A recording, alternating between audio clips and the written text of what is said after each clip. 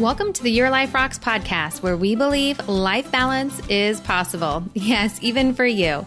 This show is designed to help working moms focus on the things that matter most in life, helping you balance all that life has for you with practical tips from one working mom to another. My name is Jenny Stemmerman, and I am so glad that you're here to hang out with me today. You know, today we have the privilege of being joined by one of my favorite guests that we've had in the past. And it's hard for me to say that because we've had a lot of really great guests. But you know, when you find someone that is just so in alignment with everything that you believe and you just kind of click, well, that's this girl. We originally met on Instagram of all places. And as I got to learn more about her message and who she was and what her business was all about, it was in so much alignment with everything that we do here at Your Life Rocks that I had her on the show initially. She's been active in our Facebook group and in our membership, and I'm so delighted to have her back again today to share. Our guest today is Lindsay Young. She's a certified transformational nutritional coach and certified strength and conditioning specialist, and she lives in sunny Southern California. She's a wife, a mama of three, a food enthusiast, an embracer of imperfection. Now, if you don't love her already for that, then you should. Now, Lindsay specializes in helping busy women develop a nutrition and lifestyle plan that fits into their real life so that they can gain health without losing their minds. Amen, right? Now, she also believes that eating healthy can be simple, beautiful, and easy. And this is what first drew me to her when I found her on Instagram was, one, she had really beautiful images, but then also everything was so balanced, and she had such a great mindset about everything that she was teaching. Now, because Lindsay's approach to wellness focuses on real food and real life contexts, she helps her clients develop a modern approach to a healthy life that is sustainable and joyful in their homes and out in the real world, where we all actually live. She believes living can mean eating chocolate and enjoying happy hour, learning to trust your body, and embracing food freedom. And today, she's going to be sharing a little bit about this whole idea of food freedom and what it looks like to have this be a lifestyle. And after we kind of discuss this and what it means to be a Christian and how all of these things kind of fit together, she has 5 amazing tips for us all and how we can actually make this part of our lifestyle. So I know you are going to absolutely love my interview with Lindsay. And for our Life Balance members, she has a special gift for all of you. We'll be adding it to the resources section of our membership. And if you are a member, you probably already got an email about this last week so that you could use it with your weekly prep. Yep, that's right. She has put together a full menu for you, making it nice and easy for your weekly prep. So you can actually start living out the things that she is talking about with us in this episode right now. I'm trying to make it as easy for you to apply it as possible. So without further ado, let's get into my interview with Lindsay. Lindsay, welcome back to the show. I'm so excited to have you as one of our guests here at Your Life Rocks. Again, you are such a treasured guest and such a vast vault of wisdom when it comes to healthy eating. So I'm so excited to have you back on the show. Thank you, Jenny. I'm so excited to be here. I'm so excited to talk to your audience today about, how you can be a good steward of your body and make healthy living a real lifestyle. And I just love your community. So I'm super excited to be here. Well, we love you and we love everything that you have to share because it really does align so perfectly with everything that we talk about here as far as balanced living, balanced life, and really living for God first above everything else. And we're going to get into all of that. But before we do, what's new with you? What's going on with you and your family since last time we had you on? Gosh, well, this time of year is so fun for us because it's baseball season and my oldest plays baseball. So we are really in the thick of that and just all the fun kid after school activities. And I love this time of year just as far as my business goes because everyone kind of has this renewed sense of motivation going into the beginning of the year and just a little bit more kind of bandwidth after the holidays. So gosh, it's just been such a fun time with my clients, just getting great results and everyone is just kind of super focused. And yeah, so everything's really good. I love that. And as we're kind of moving into springtime and it's, now March, which seems nuts that it's March already. Yeah. It feels like it was just New Year's. And it is kind of that time that I think, because like right around the first part of January, people kind of start really focusing in on their health, but then real life kind of comes into play. And then, around March, the sun starts to shine and we remember like, oh yeah, I have to wear shorts and tank tops soon. I should probably rethink about this. So I'm so glad that you're on because I think that there's like a mental process that we all kind of go through around this time of year. And I know that that's exactly what you're going to be addressing with us today and how we can really have that more of a balanced approach. And one of the things I really appreciate about everything that you talk about is while you are having clients get great results and turning their life around and being really healthy and helping them make healthy choices, and I'm sure a lot of them are seeing weight loss as part of that result, but that's not really like your primary motivation, right? Right. Absolutely. I mean, of course, we all love that satisfaction that comes from seeing aesthetic changes in the mirror, right? And for so many of the women I work with, that's kind of the gateway. That's kind of that nudge, just kind of looking at themselves and thinking, gosh, I know I could do better in some of these areas. And then once they start, really embracing this holistic approach to health, it's the freedom that comes from not having your cravings run your life. It's that just sense of peace, knowing that what you're putting into your body is really fueling you and you're living intentionally because of that. So it's so much more. I mean, I always kind of say that we see that the weight loss is kind of the icing on the cake and it's all of that other. It's that hope again. It's that energy again. That is, really what my clients end up talking about more than actually it's like, oh yeah, and by the way, I also lost 15 pounds. I love it. I love that that's kind of an afterthought because it is usually like that first thought. Right. When, like you're right. Like when either your pants just don't fit the way that they used to, or you see a picture of yourself or, you're looking in the mirror and you kind of have that moment where you're like, oh my gosh, I really have to do something about my weight. And then that's when we start to really look at food and what we're eating and researching all of the different diet plans and everything that are out there. Mm-hmm. So share with me a little bit on your thought around some of these diet plans, because especially, going into the new year, there's all of these very radical eating plans and they're very structured and very limiting. And what are your thoughts on those specific type of plans? I don't want to mention anyone in particular. If you want to, go ahead. But if you want to mention any of them, feel free. But what are your thoughts on some of those type of plans versus more of like a holistic approach of just healthy eating? Yeah, that's such a good question. I think, a lot of people connect like eating health, quote unquote, eating healthy with just trying to lose weight. And they kind of separate that part of their life from their real life. Like it's in two different boxes, right? Like eating healthy is just for, during those times when you have a weight loss goal or you're trying to lose weight.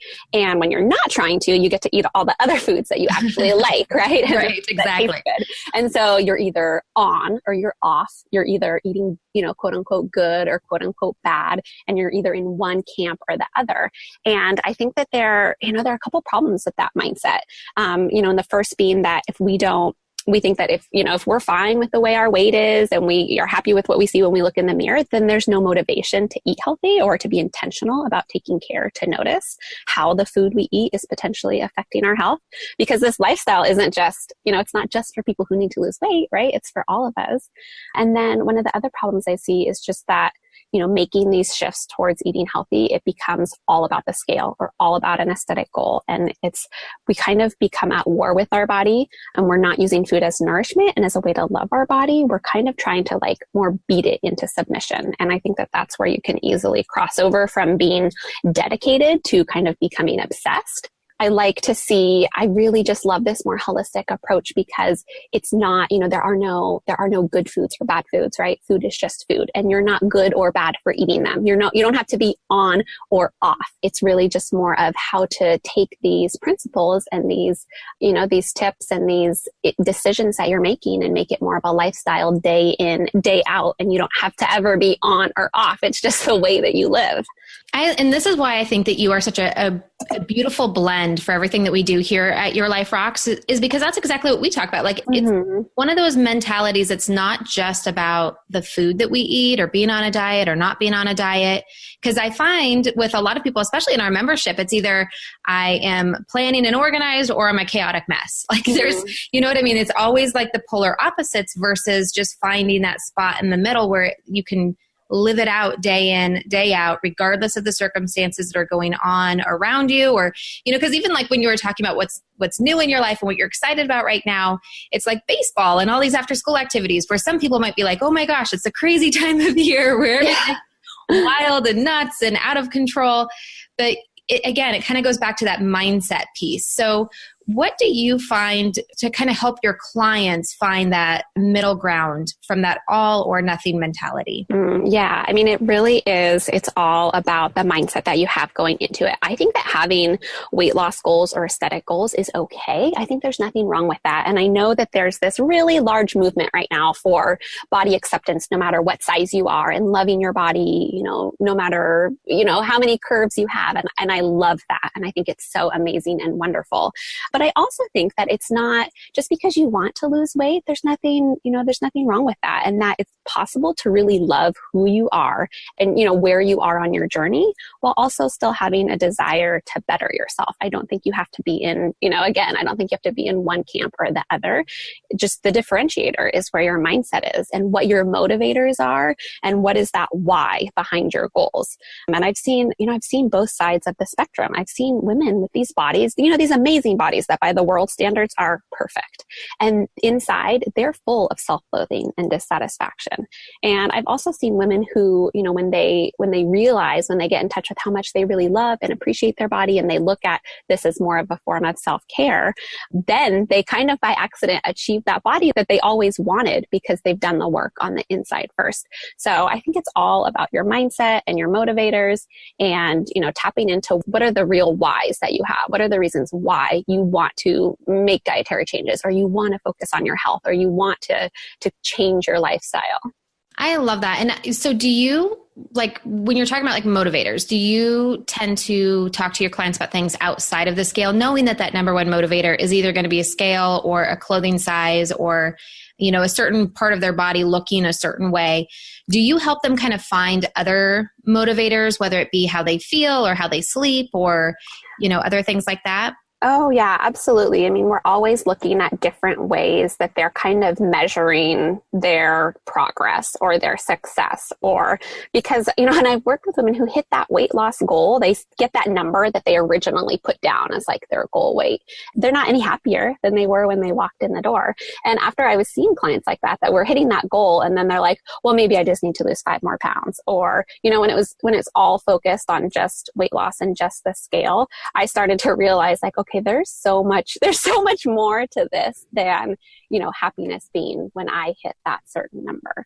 And so, definitely when I start working with clients, we walk through, just what do they visualize their healthiest self, like when they picture that person in the mirror, and they may just think like, it's when I hit that certain number on the scale.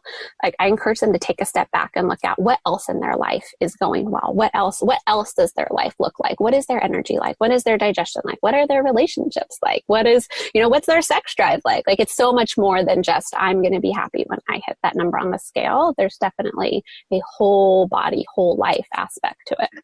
Absolutely. And this is one thing that I love about everything that you share. So if you're not getting emails from Lindsay, if you're not following her on Instagram, you need to be doing both of those because she shares so much wisdom just about food and the effects it has on our body outside of what we look like or the scale or anything of that kind of motivation. And I know for me, like I really have to pay attention to my food when it comes to my mood, because I can tell like if I'm having too much sugar, like I will get really emotional.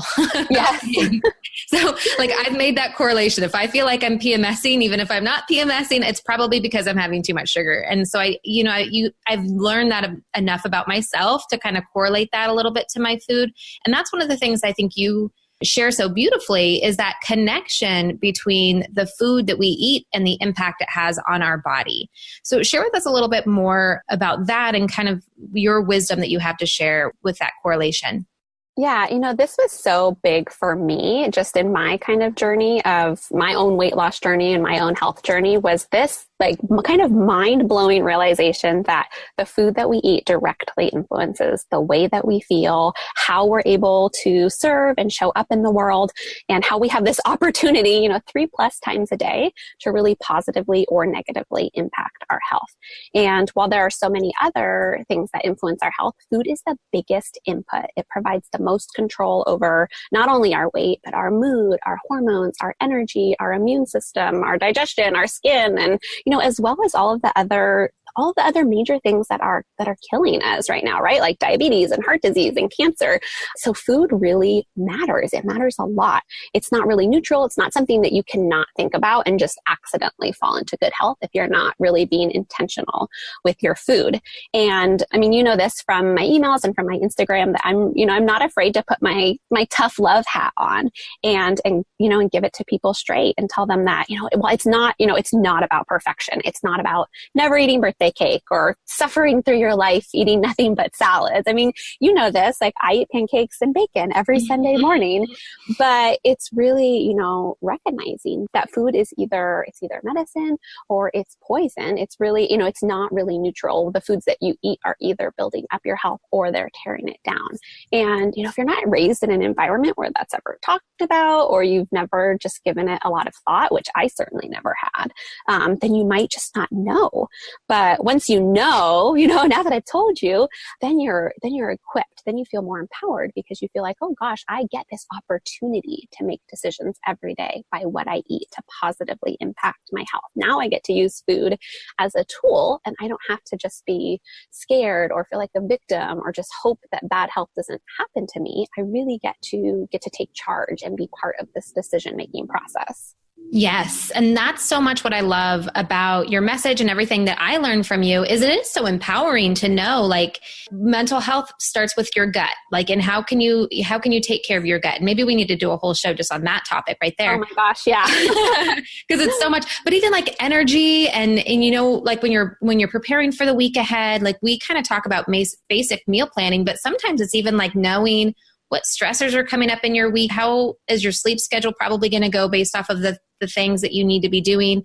And how can you prepare your body with food so that you have that energy and you have that clear mental focus and all of that? And that's what I think is so empowering once you can learn about the correlation between food and your body is that you do have that control and you are empowered to kind of make those decisions. Yes, absolutely. Yeah. And one of the things I know that you talk about a lot as well is just kind of that cultural difference, especially as Christians and being in the world, because sometimes, like my flesh wants a donut, whether I know it's good for my brain or not. Like there are times where I'm just like, I want something that I know is probably not actually going to be good for me. But that's where we're always kind of in that place of being in this world and having those fleshly desires. So share with us a little bit about that, just from that Christian perspective, about some of these cravings we might have or how food kind of fits into all of that. Yeah, absolutely. As Christians, we're held to a different standard because we know that our life has meaning and purpose. We know, that we're the hands and feet of Jesus and we have a mission. So taking care of our bodies matters that much more because of whose we are.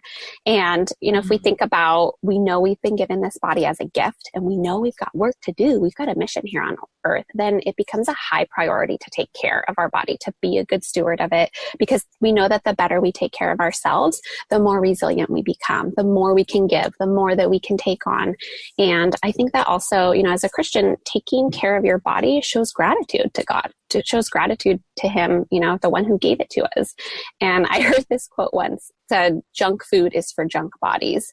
And while I think it kind of made me laugh, and I was like, well, that's a little bit harsh. But it's true. Yeah, because I do think, gosh, of course you can have a donut. Of course you can have these other things. But when I thought about it, I was like, oh my gosh, like I'm a child of the King. Like I don't have a junk body. So when I think about it like that, like I don't want to fill it with junk food. I know that when I treat my body well, it runs better.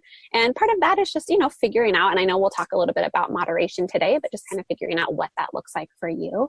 But I see so many parallels between healthy living and Christian living. And I think that, what we do as Christians is pretty countercultural in a lot of ways, right? Like on Sunday mornings, we wake up early and like, Jenny, do you know that there's this thing called brunch? that people do on Sunday mornings. And I see them every day or every Sunday when I'm driving to church, and I'm like, man, that looks really nice. Like, they're all like in their comfy clothes and lined up outside of the restaurant. But we do this, counter-cultural thing on Sunday mornings where we get up and we go to church on Sunday mornings.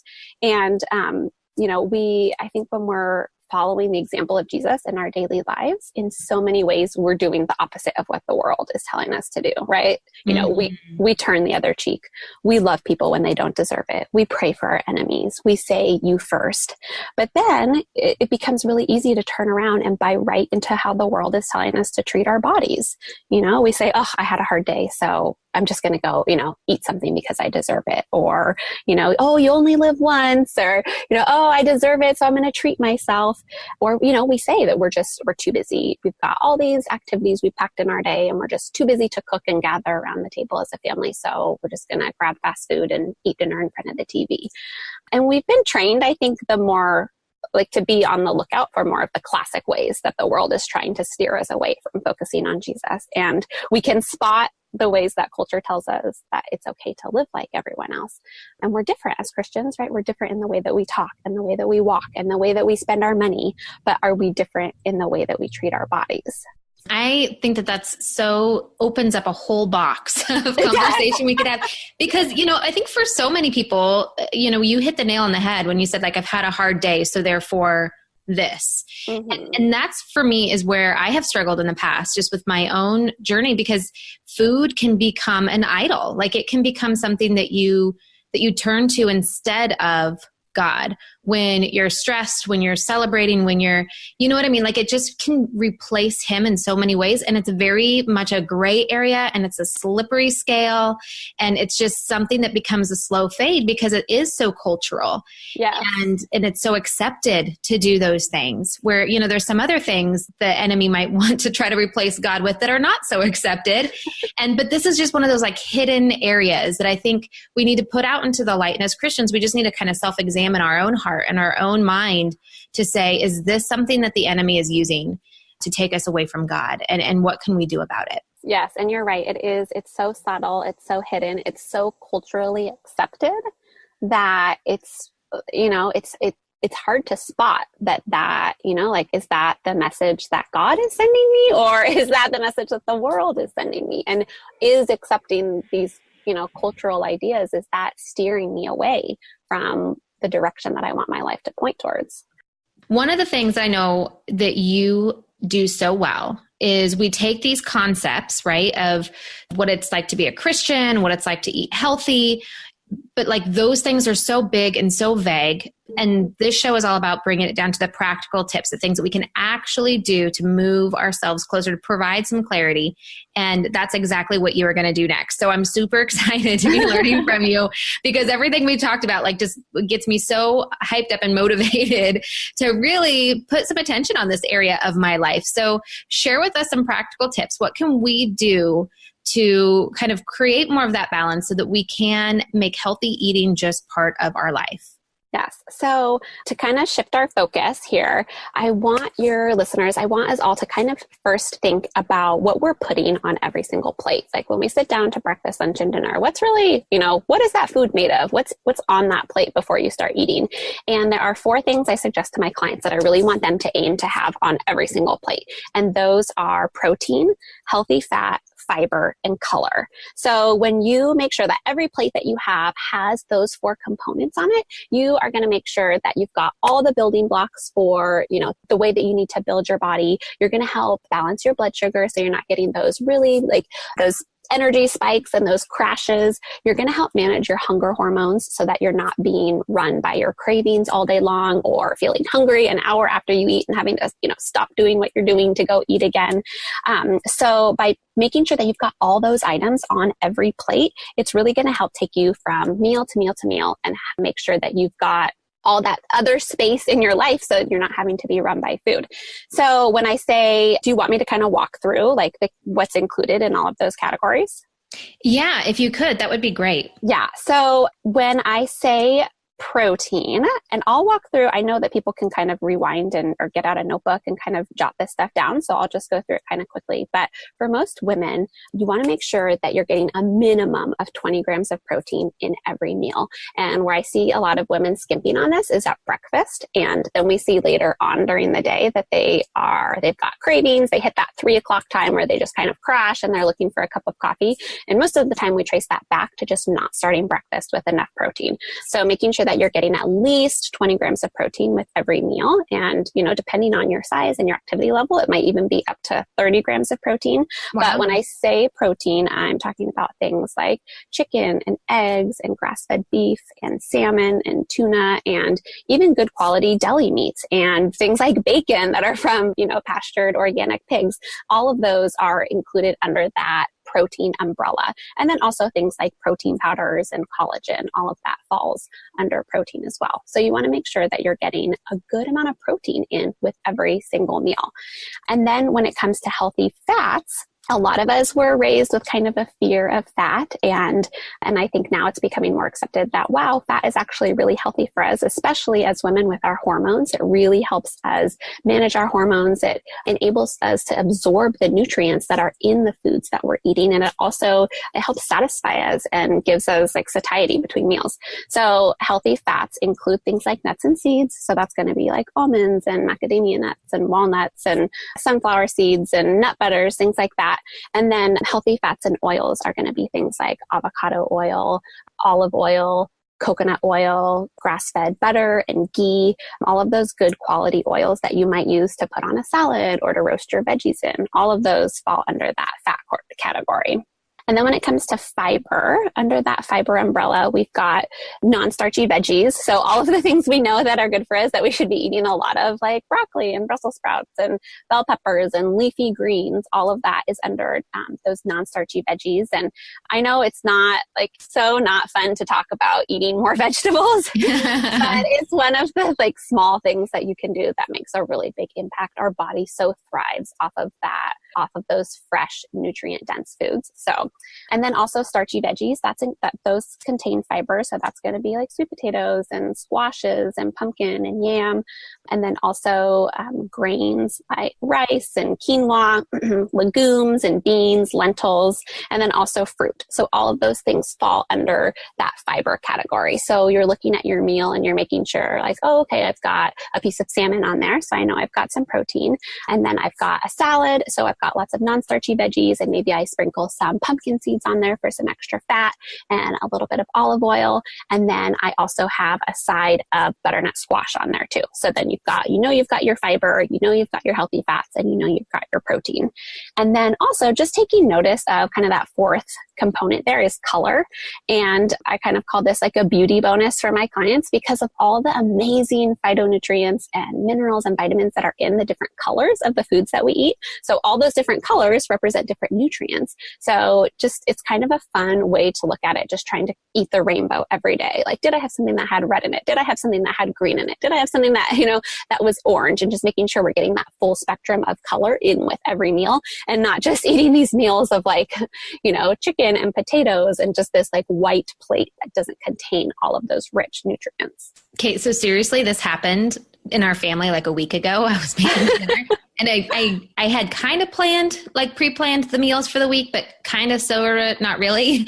And I kind of figured different foods, but I didn't put them together. And so it came time for dinner and I was just putting different things together. And we had fish and we had cauliflower with some Parmesan cheese melted on top of it. And I forget what else we had, but everything was white. And my kids looked at it and they were like, is this going to taste good? And it all was very flavorful and it tasted great. But I was like, oh my gosh, I just served you an entire plate of white food. It was crazy. It was very funny. It was very funny, but yeah. It was an interesting night. Yeah. So, and I think when you look at eating your food like this, like, oh, okay, these are the 4 kind of goals I'm trying to hit with every meal. It takes the focus off of like, well, gosh, what can I not have? And, instead of kind of thinking the negative, like, wah, wah, I can't have, whatever my favorite food is. And then also you're looking at, okay, well, it's pizza night, right? So, okay, I want to have pizza. So maybe you put 1 piece of pizza on your plate, but you're looking at your plate as a whole and you're like, okay, well, what if we order that pizza with chicken on it? So I've got some good protein on there. And then what if with the other half of my plate, I put a bunch of salad and I put some olive oil on there and some lemon. So then you've got some veggies for fiber, you've got some healthy fat from the olive oil. And then you're still enjoying pizza night with your family, but you're not, totally sabotaging all of your good intentions. This is great. And I love those different categories too. I've never really looked at it that way. So that's really, really awesome. So I know the other thing you talk a lot about, and one of the tips you have for us is water. And people always talk about water, but I'm not good with this one. So help me, Lindsay, help me. Okay. I know it's so funny because I always put this tip in everything I talk about it, and it's nothing new, right? Every article you read totally. About health and energy, and it's all, you got to drink your water. So, but I have to bring it up because it's that important. And what we're really aiming for is half our body weight in ounces every day. So, like if you know how much you weigh, you know what your goal should be throughout the day. And it's something I have my clients focusing on all the time because it's such a small change that yields such big results. If you want more energy, if you want to be able to think clear, if you want to have a better mood and just to feel better in your body, drinking water is like the first step. And it doesn't cost any more than anything you're doing right now. And it's something I'm always bringing my clients back to every single day. Did you get your water in? Did you get your water in? Because it makes that much of a difference. And I think that when you feel really good and hydrated, you're also a lot more likely to want to make other good food decisions. Because I don't know, I know when I get, if I'm just kind of sipping on coffee in the morning and I kind of forget about my water, I just don't feel great. And then I don't make good decisions kind of in all areas of my life. So it's not new and sexy and exciting to talk about water, but it's super important. And if you are able to just kind of evenly spread your water intake throughout the day also. So, I tell my clients, put that glass of water on your bedside before you go to bed at night so that when you wake up, it's right there. It's not anything you have to go fill it up or think about it. It's right there. So you can start, because we're dehydrated when we wake up. So you can start trying to catch up from the moment that you wake up, and then just have a water bottle with you all the time. I know when I'm at my desk or when I'm with clients, if I have to get up and go get it, it's just too much of an inconvenience in the moment and I'm not thinking about it. But if I have that water bottle in my hand and it's in my car and it's, on the table with me, then I'm constantly going to be sipping at it and easily hit that water goal throughout the day without having to, think that I have to chug a gallon of water at night before I go to bed. Yeah, totally. And I think, you really just motivated me to add water back into my morning routine because it used to be a huge part of my morning routine and I got away from it. And as you were talking, I was like, that's why I struggle with getting my water in right now is because I start with my coffee in the morning and have no water part of my morning routine. And then it's, coffee slowly turns into getting ready for work and getting the kids ready for school and then getting to work. And then if I don't have it at my desk, I won't get up and get it, even if I feel thirsty. And then when I do get up, it's because I want coffee or something else. So It does really take the back seat. So that was really motivating just to add it back into my morning routine. So thank you. You're welcome. And I always, for a lot of my clients, when they first start working with me, weight loss is the main motivator, right? Oh, so sure.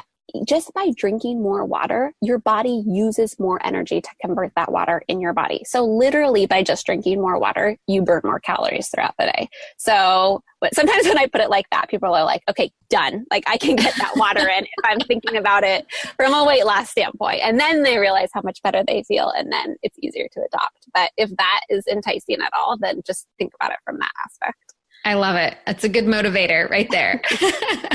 So now, Lindsay, you always talk about things having that mindset of not excluding things from your diet, but there are 3 things that you say to avoid. So what are those things? Yes. And, when we start talking about things to avoid, I know my clients instantly start going into negotiation mode. They're like, well, now when you say avoid, 80/20? Is this like a cheat food or a treat food?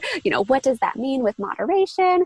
This might be a good time too to just kind of make a mention of moderation and what that looks like, and just kind of a few steps for figuring out what that means for you. But when you're thinking about moderation, I think that there are a couple things just to consider. First is, what are your goals, and do you have a timeline? Because when I have clients that are, they're like, I have this adorable dress that I want to wear on my anniversary trip in July. Well, we've got a timeline we're working with. So your moderation may look different than someone who says, I just want to feel better in my regular jeans. Another thing to consider is, what are your trigger foods? Because for a lot of people, they can have, they could have 3 bites of cake at a wedding and then just kind of get right back on track and feel fine. But for some people, those 3 bites of cake at a wedding are going to spiral them out of control, and they're not going to feel like they want to even make a healthy decision until Monday of the next week. So just kind of taking that moment to think like, okay, what are my trigger foods? And maybe moderation looks really different for those trigger foods than for something else. And then also just knowing, how do you feel before and after you eat these foods that aren't great for you, but you would like to include every once in a while, like something like a donut. How do you really feel before? Is it obsessive? Is it taking up your mind? Are you totally focused on it? Or are you going into that decision, not feeling anxious and just knowing, hey, it's, this is something I'm going to enjoy as a rare special treat. And then you feel okay afterwards knowing, okay, I really enjoyed that. And now we're just, back to the normal way that we live and make food decisions. And then also I think when it comes to moderation and foods that we really like to eat and we don't want to say no to forever, but we know aren't the best for us, is, thinking, have you ever given your body a really intentional kind of 3 to 4 week reset from some of those foods? And I think that there's definitely a time and a place for everyone to take just a deliberate break from some of those sometimes foods, because it allows our palate to reset. It allows our body to kind of recalibrate our sensitivity to those foods. And it can be just a really good kind of mental check. Like, okay, I think that this is just a special occasion treat food, but how much of it is it, just from a Christian perspective, like how much control does this food have over my life? So even things like coffee, like I love coffee and I think coffee is fine for most people, but I take an intentional 1-month break from it every year just to kind of give myself a reset. So just a quick note on kind of moderation there. But the foods that I do recommend that people try to avoid for the most part are, of course, sugar and artificial sweeteners. And the artificial sweeteners are tricky because we often think like, well, it's a Diet Coke, so it doesn't have any calories. The negative side effects of those artificial sweeteners are super scary. So scary. It's really scary. So for sure, avoiding all sorts of artificial sweeteners and sugar, absolutely. And if you're looking for a good just rule of thumb for sugar, like, okay, well, is a little bit of honey in this okay? Or, just kind of looking for a guideline, I recommend 5 grams of sugar or less per 100 calorie serving. So if you're grabbing a granola bar and it's a 200 calorie granola bar, you'd like it to have 10 grams of sugar or less. And this applies to things that are using added sugar, not something like an apple, right? Because that's going to have like more than 5 grams of sugar, but it's included in the fruit. So anything that has an added sugar, if it's a sweetener like honey or, maple syrup or whatever it is, or even just, plain table sugar that's in something that you're eating, 5 grams or less per 100 calorie serving. That is a really good mental check. That's good. Yes. And we kind of like rules like that, right? It just kind of helps you to focus like, okay, rather than this more like ambiguous, like, oh, just try to eat less of it. Then it gives you. Yeah. Just limit it. Check it. Yes. And then another thing that I like to see people avoid is refined carbohydrates. So when grains are ground up and refined, they heavily impact our blood sugar in a different way. So they go from being like a whole real food to a processed food. So I think we're eating less breads, less pastas, and more whole grains and whole carbohydrates like vegetables and quinoa and rice and steel cut oats, and trying to get the majority of our carbohydrate consumption not from refined foods. And then the third thing that I really encourage my clients to avoid are hydrogenated oils and vegetable oils. So these are the fats that are not quote unquote healthy. And healthy fats are really important for cell replication, for our brains, for anti-aging, for our skin. Good quality fats are super, super important for the way that our body is kind of building up and tearing back down. So if you are looking at your your ingredients, which you should be. If you see the word hydrogenated, you want to make sure that you stay away. And you also want to look to avoid things that have canola oil, soybean oil, and other seed oils like rapeseed oil, cottonseed oil. So all of those fats are highly oxidized and really damaging to our body when we consume them. So you just want to make sure that the fats and oils that are in your foods are things like olive oil, avocado oil, coconut oil, and other healthy fats like grass-fed butter and ghee.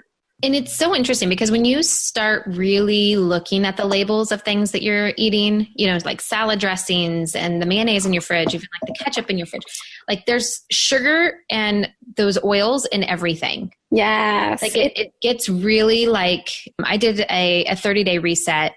And like you had to like really like avoid all of those things. And you realize like how much sugar you're eating, even if you don't even think you're eating any sugar, and how much of those vegetable oils and hydrogenated oils are just like in everything. Yeah, they are. And the sugar thing, it's so sneaky. I mean, I have so many clients who like we start working together and they're like, I don't eat sugar. And then they move on to talking about something else. And I'm like, well, just, tell me about the foods you do eat. And then we realize that they're, unconsciously eating, 30 grams of sugar a day without even thinking in their mind that they're having something sweet or having a treat. Yeah. I mean, like you think like, okay, I'm going to have a little bit of milk. Well, milk's got sugar in it. You know what I mean? Like everything is sugar in it. It's ridiculous. It's absolutely ridiculous. Yeah. And then with the oils, these seed oils they're really inexpensive to create, and they are odorless and flavorless because they've been so heavily processed. So it makes sense that processed manufactured food companies use them because they don't alter the taste of the food, right? And they're super inexpensive. So, but if you are, you start kind of being cognizant and aware and just reading the food labels, like my daughter loves, this is kind of funny, but she loves the little seaweed packets, like those little individual packets really? of seaweed. Yeah, she thinks she's a mermaid. So she's like, mermaids eat seaweed. She's 5. Anyways. That's awesome. But, and there are like 10 different brands of those, right? And most of them are made with some of these bad oils. But if I just kind of keep turning the packages over and looking, oh, okay, here's one that is made with olive oil. So sometimes you can still eat the same foods, like with salad dressings, right? There are tons of really great salad dressings out there now that are made with avocado oil or with olive oil. You just have to be aware and reading those food labels and just keep investigating until you find the ones that are made with the good quality oils. Awesome. And this is why I love you, because you educate us. So now we know, and then we don't have any excuse to be putting things in our body that make us feel horrible. So before we move on, I know you've got a couple other tips for us, but just to kind of revisit what you have shared so far. Number 1, really looking at everything on our plate. Number 2, water. Yeah. Really important. And number 3 is to avoid sugar, artificial sweeteners, which is so super scary, refined carbohydrates, hydrogenated oils, and vegetable oils. So you have 2 more tips to share with us. But before we get to those, first, let's hear a word from our sponsor. Hey guys, I hope you're enjoying this interview with Lindsay and all of the great tips that she has to share. Now, I mentioned at the very beginning of the episode that she had a great resource for our Life Balance members, which is a meal plan, including everything that she is talking about with us today. So I hope that you check that out in the resources section. And if you're not yet a member of Life Balance membership, what are you waiting for? It is your resource for working Christian moms, equipping you with tons of resources just like this, as well as courses, Bible studies, and so much more. You can start your free 7-day trial by going to Life Balance membership today. After that, it's just $9.99 a month. And there's other options for you to choose from as well. So if you are looking to cut the crazy, cut the chaos, and start putting balance back into your life, join Life Balance membership today. All right, now let's get back to my interview with Lindsay. All right, you guys, we are talking today with Lindsay Young, and she is sharing with us some really great practical tips on how we can make healthy eating part of our everyday life, not just when we want to look great in our spring and summer clothes and lose weight and all of that stuff. We really want it to be part of our balanced everyday life. So, Lindsay, you've already shared some really great tips with us, and I know you've got a couple more. So what else do you have for us? Yes. So my next tip is to really concentrate on eating real food. And the first step in this is to start looking at ingredient labels and just be more aware of what you're putting into your body. I think that just taking that moment to kind of educate yourself, and even if you're eating something that isn't necessarily, in alignment with your values or that perfect food that you want to be eating, at least you're aware, at least when you take that moment to look at the food labels, kind of what we were talking about earlier, you get to make that decision. Oh, okay, well, I still want to buy this cereal, but maybe how could I look to grab one that is made with more whole real food ingredients instead of this one that's more refined. And, this kind of level of moderation, it looks different for everyone. So baby stepping your way to getting just more and more of your diet real food based. For me, I know it was helpful when I was changing the way that I was eating is I just kind of focused every month on getting a little bit better. Like I would just kind of tackle one area and say, okay, like I know that some of these other things aren't ideal, but I also know that I can only take on so much. So, how can I do just a little bit better next month and a little bit better next month? And just looking at your plate and saying, okay, how can I make this just 10% better? How could I make this just a little bit more real, a little bit more from nature instead of some of these processed foods? That's so good. And one of the things that I think is so important about that, like little baby step piece is, sometimes people tell you like, go through your pantry and, throw everything away and buy all new stuff. And it all feels so drastic. And it kind of, I think, feeds into that all or nothing feeling. So I love that 10% tip. Yeah. And I'm always taking an honest look at, my day or my week or, kind of what's currently going on in our life. Like right now we've got, we've transitioned from soccer season to baseball season, and baseball games are like 3 hours long. So our week looks a little bit different when you throw a couple of those in. So just kind of deciding what are my true limitations and what am I just using as an excuse, and how can I hold myself to a high standard, but also give myself a little bit of grace. So, for example, like I always buy boxes of like pre-cut, pre-washed lettuce. And I always buy pre-made Primal Kitchen salad dressing. And I know, people say like, it doesn't take that much time to wash your lettuce or to, it only takes 2 minutes to make a salad dressing. And I know that, but just those shortcuts in my life, it makes it so that I get greens in every day. And I don't think of it as, oh gosh, I wish I could make my own salad dressing. And, I'd be a better nutritionist if I made my own salad dressing.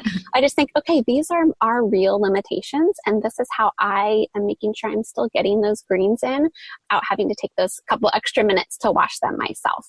But if I'm being intentional about my weekly prep and all the things that you talk about, right? Like going into each week, looking at your calendar, having a plan, then something like having a late night baseball game, it doesn't sneak up on me because I know it's there. I know it's coming. And it's, I can't use the excuse of, oh gosh, I didn't realize we were going to be out till 7. So, oh, looks like we're going through the drive-through. If I'm going into the week with intention and with a plan, then I know, oh, okay, so I'm grabbing a rotisserie chicken from Sprouts and we've got that in the refrigerator. So when we get home, I can just easily, take that and heat it up in just the same amount of time that it would have taken to actually go through a drive-through. So I think it's just important to find that sweet spot of holding yourself to high standards, but then also giving yourself some grace and figuring out how you can make it actually happen for your family. I love that because it really goes right along with that all or nothing thinking where we feel like if we're going to do it, then we should be making our own salad dressing, or we should, I've been guilty of that lately. Like, okay, well, if I'm going to like make some healthy choices, I have to make the absolute best, healthiest choice possible of buying the organic head of all the different kinds of lettuces and cutting them up and mixing them together. And you know what I mean? But so I love that you kind of give us this permission to pick the healthy route, but the easy healthy route that kind of fits into our life. Yeah. And there may be a time for me when I do think it's of a high priority to make my own salad dressing. And, but it's just not today. That's not where I'm at right now. I like that. All right. So last tip that you have for us. Yes, last tip. And this one I'm so well known for within my clients because they think I'm such a weirdo for talking about this all the time, but it is to chew your food. And this, again, similar to the water, like this is something that doesn't cost anything. You don't have to go out and buy a fancy supplement or get to a health food store, but it can make such a huge impact in the way that you feel right now, like starting with your next meal. And I know that when I, when I was growing up, no one ever talked to me about chewing your food or how many times you should chew your food or what your food should taste, should feel like in your mouth before you swallow. But our intestines do not have teeth.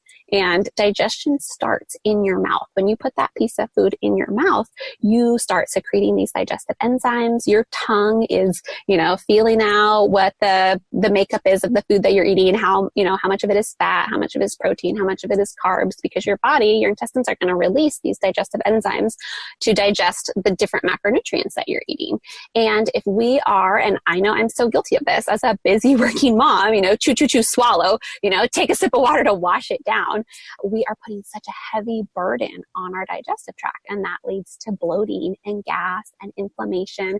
And then you're not able to fully absorb the nutrients, right? You're making these healthy choices and eating all this healthy food, but your body's not able to really break down and absorb those nutrients because you're not chewing your food thoroughly. So, and this takes a lot of practice and a little bit of intention going into every meal and just putting your fork down and chewing. And when I say chew, I mean like 20, 30, 40, even maybe 50 chews per bite, which sounds crazy. But when you try it, it's amazing how the flavor of your food changes, right? Like if you chew an almond 30 times, it totally changes the taste of that food. And you realize, oh my gosh, this is actually mush. Like this is kind of turned to baby food. And that's what your intestines are really designed to digest. So this tip is so weird, but it's so impactful and it makes such a difference. And I know I work with a lot of clients who they're like, oh my gosh, like my stomach hurts after I eat and I've got all this bloating and gas. And well, yeah, it could definitely be the food choices you're making, but are you chewing your food before you swallow? And sometimes we get so caught up in like, oh, I can't eat dairy or I can't eat grains but it doesn't matter what the food is that you're eating if you're not chewing it. So it's pretty crazy. I've seen such an amazing increase with some of my clients in their energy and in their digestion, like whether they're constipated or not, all just coming from chewing your food. And just taking that moment too, I think, to slow down. Like this is a podcast for busy working Christian moms, right? Like we've got so much on our plate. So just being intentional about putting our fork down and chewing our food. And it brings us into this more mindful place too with our food and eating, and just kind of it forces you to kind of take a step back during your mealtime. And that connection with your food too, the downstream effects of that are huge. Just, a lot of times if we stop and chew our food, we realize that, maybe we're eating 20% more than we actually need to eat. Or we are just kind of shoveling the food into our mouth and not allowing our stomach to send those signals to our brain that say, hey, like I've actually had enough. So yeah, so I know this tip is weird, but it's so powerful. It is a weird tip. It is, because you think about like healthy eating and like all of the other things that you shared. I'm like, yeah, it's a great reminder. It makes sense. I've heard that before. Or that's, it's great. And then there's this one where it's like, chew your food. And it's like, wait, what? Because, growing up, I was always told chew your food, but it was more like out of being polite and manners, not to just like gobble down your food. But the way that you're describing it and really talking about like the way that it works and the way that our bodies work. God is so amazing the way that he builds that our tongue like helps to figure out what is in our mouth so that our body can be ready to digest it. Like it's incredible to learn just why that's important and how it's important. And I think it would be kind of like a fun thing to do even with your kids during dinner to like, okay, let's count our bites. You know what I mean? And I can only imagine once you get to 20, you're like, oh my gosh, is this done? Yeah. That's incredible. I'm going to try this. I'm excited to go and eat an almond and see how it tastes different. I hope if you're listening to this podcast right now, I hope that you will do this. The next thing you put in your mouth, that you count 20 times and see if it changes and let us know. Yes. And up to 50 too. 50 is really, it's just try it. Just try it and see what you think. Everything sounds crazy until you do it, right? Exactly. I love it. Well, these have been such great tips, Lindsay. Thank you so much for coming on and just educating us and pouring so much wisdom into us so that we can really be the very best that we can be in the way that God designed us. Now, I know you have a Bible verse for us too as well, correct? Ooh, yes, I do. So I wanted to share Philippians 1, 9 through 11. And so this is Paul writing to the Philippians. And this is kind of the opening section of his letter to them. And he says, "And this is my prayer, that your love may abound more and more in knowledge and depth of insight, so that you may be able to discern what is best and may be pure and blameless for the day of Christ, filled with the fruit of righteousness that comes through Jesus Christ, to the glory and praise of God. And I know when I've read that verse in the past and just kind of quickly run through it, I've been given the impression that Paul is primarily concerned about knowledge. And when in February, I read this book by James K.A. Smith called You Are What You Love, and it's about the spiritual power of habit. And when he talked about this verse in the book, he pointed out that, in fact, Paul's prayer is actually the inverse of that, which I originally thought, just focused on the knowledge, the education part. And that is that he prays that their love might abound more and more, because in some sense, love is the condition for knowledge. And it's not that I know in order to love, but rather I love in order to know. So Paul's kind of telling us that the place to start is by attending to our loves, if we're going to discern, what is best, what is of ultimate importance in our lives. And, when I was reading this, I was just like, whoa, I had took this big step back, and I was thinking about how, so much of the work that I do with women is educational, right? Like the practical tips we're talking about today, don't eat hydrogenated oils, choose healthy fats instead. But, so much of the work that I do is that education, but then there's also this huge piece of how many times do we know what we're supposed to be doing? And we're not, right? We all know that ordering the salad would be better than getting the French fries, right? So, I'm like, what is it? I've spent so much time trying to figure out, what is it? Why do we know? Why do we have the education, but we don't put that into practice? And so when James K.A. Smith, he was talking about, what if instead of starting from the assumption that human beings are thinking things and that it's all about the knowledge and all about the education, what if we started from the conviction that human beings are first and foremost lovers? So what if we're defined not by what we know, but by what we desire? And what if the center and seat of the human person is not found in our intellect, but in the gut level regions of our heart? And as I'm, stewing this over, my mind was just blown. And I think it's such a challenging way to just kind of look at our lives and thinking about not just, we're not just educational beings. It's not just if I say, chew your food 50 times, then all of a sudden you're going to go out and do it. What are the motives? What's at your heart? What's at your desires? And how does that then translate into the habits that we form? So that's kind of incredible. I know. And maybe when you ask what's new in my life, maybe I should have said that, because I've just been stewing over that again and again and again and thinking oh my gosh, how do we transform? How do we shift away from this education to really helping people put things into practice by targeting, our desires and our loves? So, oh my gosh, that's what I have. That is so brilliant. I love that. So what is the name of the book again? You Are What You Love? It's called You Are What You Love. It's by James K.A. Smith, and it's about the spiritual power of habit. It's one of the best books I've read in a long time. I'm totally going to get that. Right now I'm redoing a lot of the courses inside Life Balance membership. So this would be a great thing for me to stew on as well as I'm recreating those. That's amazing. Thank you so much, Lindsay. You're so welcome.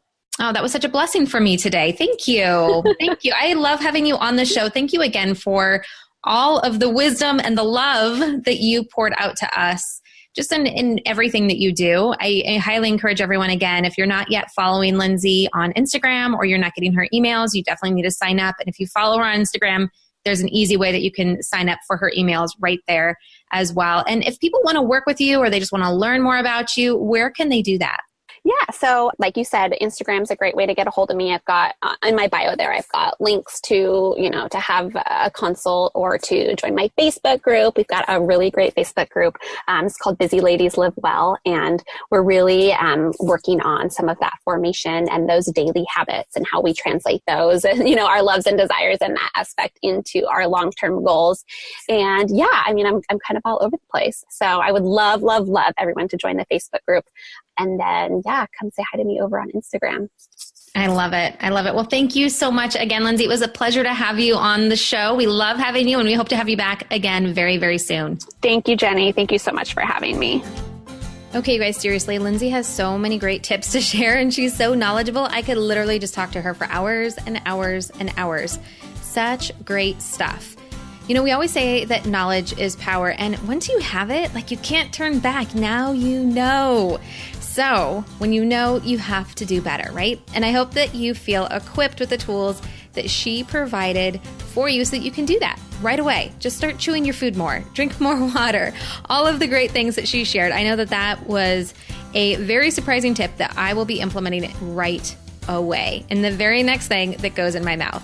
And if you're getting value from this podcast, just like today from Lindsay, then I hope that you share it with a friend. Leave us a review on iTunes. It really does help other people find our show. And that is truly our mission, is to help more working Christian moms realize that their life rocks, that life balance is possible when we put God first and foremost in front of everything in our life. And of course, I want to thank our sponsor, which is Life Balance Membership, which is really our Life Balance members. Thank you so much for being a member and supporting the show, supporting our message, and investing in yourself so that you can truly be the very best mom, the very best employee, the very best wife, everything, as you work to create more balance in your life and put God first. Now, we have more great stuff coming for you in upcoming shows, so I hope that you hit subscribe if you haven't done so already, because we've got some really great things. Next week, we are going to be talking all about what an ideal week looks like. I'll be walking you through an exercise on creating an ideal week for yourself. And just like everything we talk about here, it's definitely not about perfection, but it is definitely about taming all of that chaos that happens in our lives. So hit subscribe so you do not miss out on that upcoming show. And until then, keep building a life that rocks. Bye.